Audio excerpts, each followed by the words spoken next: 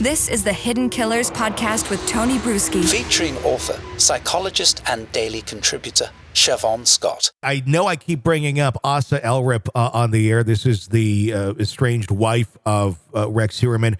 But it's kind of hard not to, because every time things kind of calm down there, it gets weird again. And weird requests are made. And strange statements are being put out there. The latest one, Asa requesting to get the nearly 300 guns back that were taken in the search of the home that she lived in with the man that they suspect to be the Long Island serial killer. She's claiming it's marital property. It's worth a bunch of money, and I want it back in the middle of this investigation.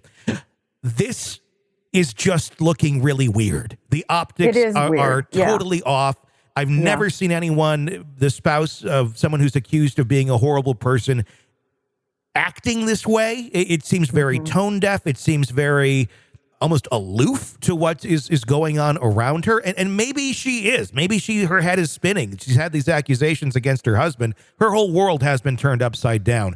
But still, 300 guns back. Your husband's accused of killing God knows how many people.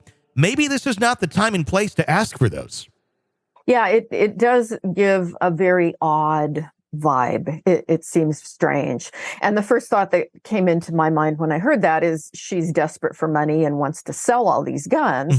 But yeah, it's still, it's hard, I think, for any of us to imagine being in that position.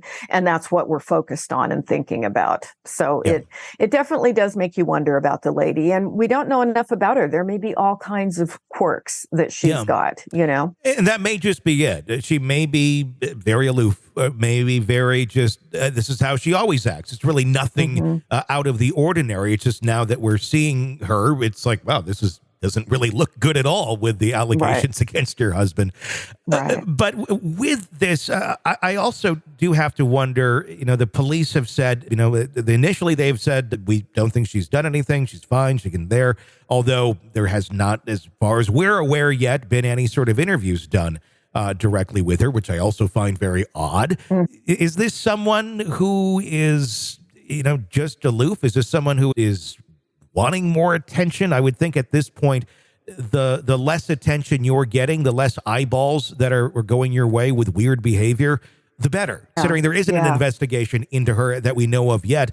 But I would think if you keep saying these things and doing these things, it may make someone go, maybe we should take a second look at this. Yeah, it sure seems to be unusual behavior and not a person with insight. And of course, you can be a very odd person and not have any insight. And aloof is a good word. And still not be involved in the murders in any way. Sure. So we hope that's what's going on here. But again, if the police haven't interviewed her yet, that's weird. Would be hard to imagine how that couldn't happen. And so I wonder if they have, and they're just not disclosing that, and she's not disclosing that. It's overall a really strange case. Yeah.